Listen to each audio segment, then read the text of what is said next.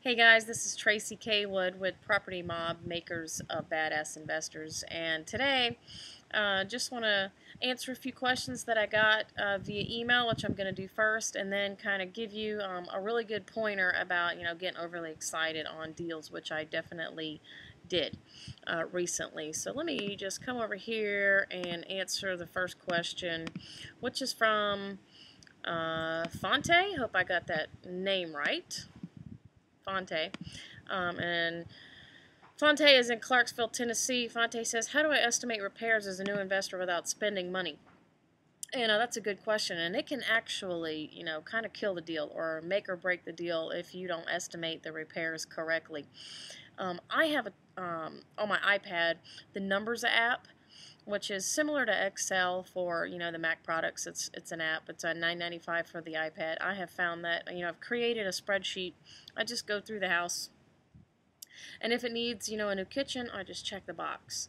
If it needs windows, I count the number of windows. I check the box. I type in the number of windows. It automatically calculates. Now, of course, I have formulas in my application that if I select it, it will automatically calculate the expense, based on today's figures, for a general contractor or, even a handyman to come in and do those repairs. So it's a very good tool I have developed for use in estimating repairs, and it, it does me pretty good, does me right.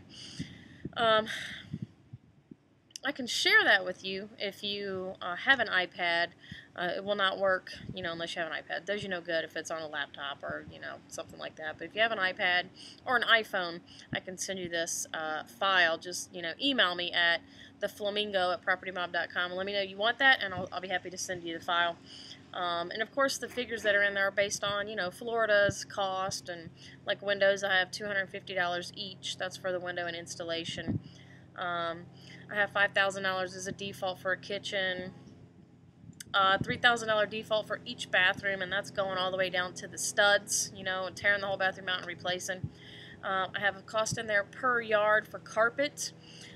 So when I'm at the property, I just put in the address, I put in the square footage of the house, and then if I select, that it needs carpet, it automatically, figures the cost of carpet to replace. So wonderful, it works for me. In that same spreadsheet, I also have my Mayo formula already in there. So if you have the Mayo worksheet and you use that to make your offers, which is a magnificent tool, it's built into this file.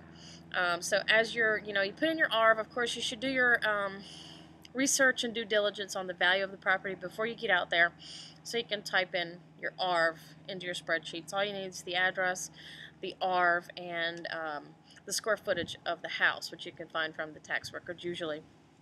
As you go through and do your, check your boxes for the repairs, it's literally like tick, tick, tick, tick, tick, as you go through the house. At the bottom, you end up with your total estimate of repairs, the maximum amount of cash that you can offer to the seller, and then what you should be able to sell this property for to an investor. All your numbers are right there. So you know what you're working with. You know how much you can offer and how much room. I built into mine a $7,500 profit for each property. So that's what I base my maximum offer on. If I can get it for less than maximum, then cool, I can make more money. And if I can sell it for more than what I have on my spreadsheet, then even better. I'd work out for the better. So that's if you don't have that tool, then you can always get a general contractor to come over there and kind of give you a walkthrough of how much everything is going to cost you, give you an estimate. General contractors are going to be higher. Kind of difficult, to learn how to estimate repairs and be accurate.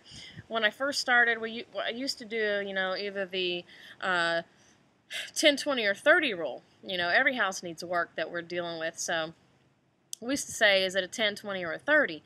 30 meaning it needs everything, all the major stuff. Needs a roof, needs central heat and air, electrical needs upgrading, needs a new kitchen, needs bathrooms, that's a 30.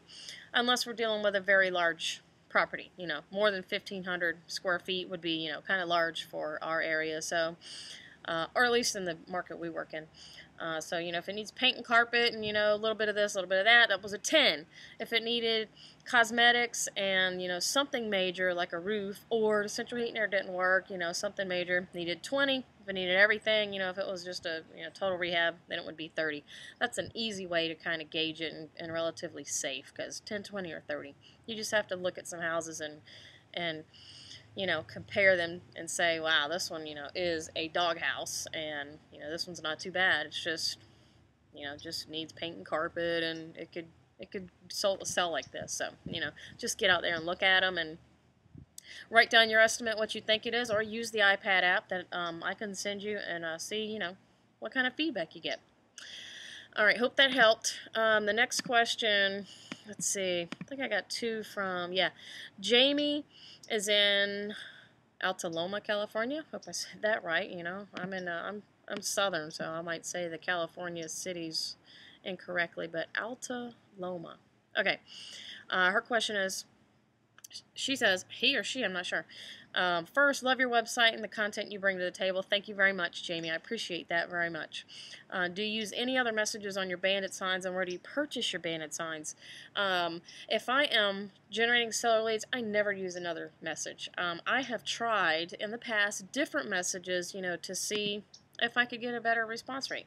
And they all work. They all do generate seller leads, and that's what's most important. I tell everybody the same thing. Everything works. You just have to do something. I've tried We Buy Houses. I've tried, what's that one? We Take Over Payments. No Equity, No Problem. I've tried, I think that's about it. We Buy Houses. We Take Over Payments. Stop Foreclosure. I've tried all these different messages, and they all generate leads, but nothing quite like Tracy Buys Houses, yellow sign, black marker, handwritten, on the 18 by 24, cut in half, long way, stuck in the ground. It works the best. Definitely. So, I just go with what generates me the most leads. If I see another message and I think I'm always willing to test new stuff, but I know that one works. And she also asked, when doing the round robin, do you put ads on Craigslist advertising? And if so, what language do you use for the ad? Last question, where do you start your bidding with the price at the round robin? I definitely advertise on Craigslist for round robin auctions. My strategy for Craigslist is, if I'm going to have the auction on Saturday, I start running my Craigslist ads on Monday. So I run them Monday, Tuesday, Wednesday, Thursday, Friday, and Saturday.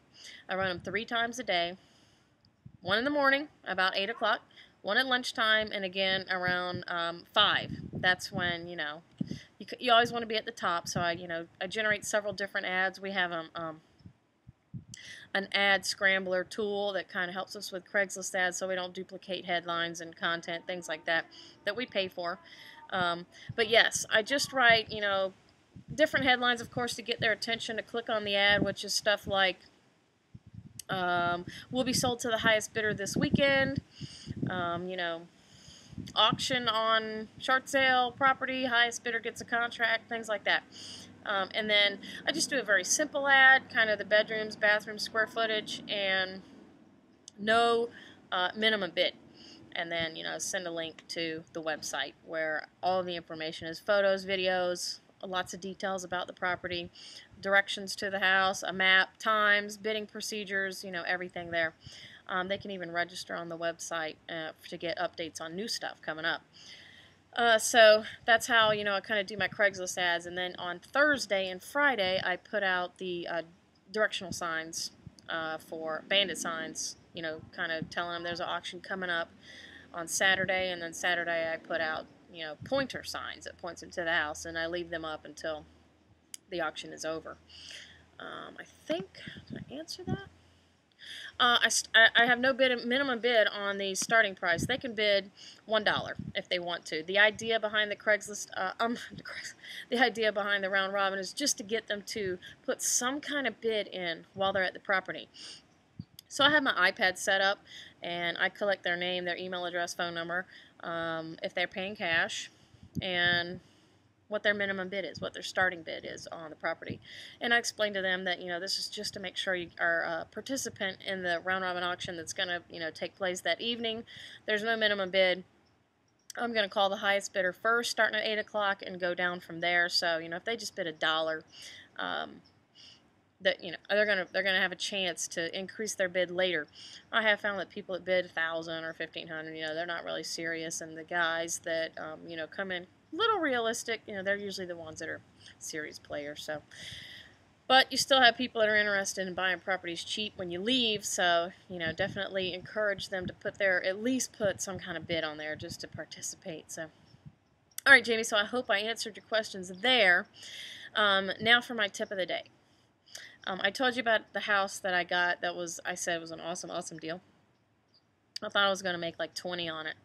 Well, after getting some feedback from the buyers, I discovered that my repair estimate was probably lower than it should have been. And my R was a little too high. And I didn't have my worksheet, my cheat sheet with me. I didn't have my iPad that day. So I made a number, kind of, pencil sketched a number and made an offer. And I was so excited when I left. I'm like, oh man, this is a home run. We're gonna make 20 grand on this one. But it didn't turn out that way. I thought it was gonna be much worse than it did. However, we ended up, selling that one after all, and we made 10,000 on the contract assignment. But my point is, you get overly excited when you get a deal and you get a seller. You just really got to think it through when you're in front of them and make sure you have. If you use that Mayo cheat sheet, it's kind of fail-proof. It's no way that if you get the house for this price, you're not going to be able to sell it and make money. Just use the cheat sheet, guys. It's awesome. It's just, even me, I still use it. If I'm without it, if I get caught without having it, I'm like, oh man, I feel like I'm offering too much, or I don't know where to go with it. But even though I know the formula, I use ARV times 60% minus repairs minus 7,500, so I build in that profit automatically.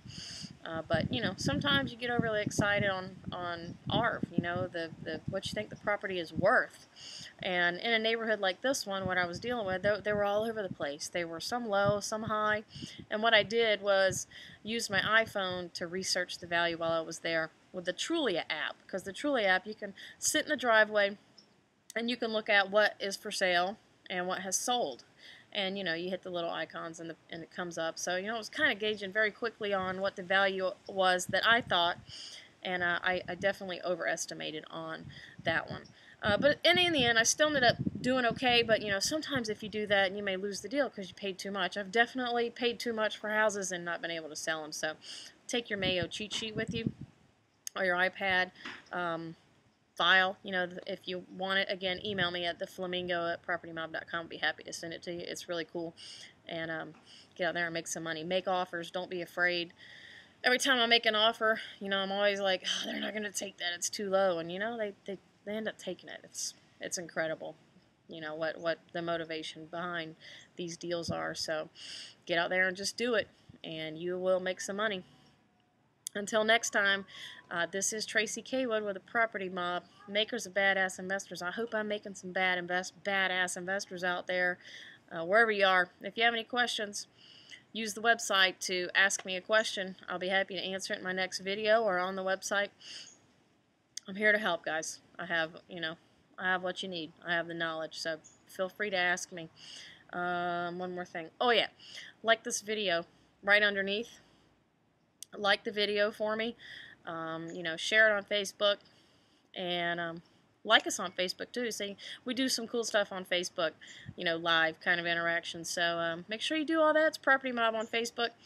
Till next time, guys. We'll catch you later. Bye.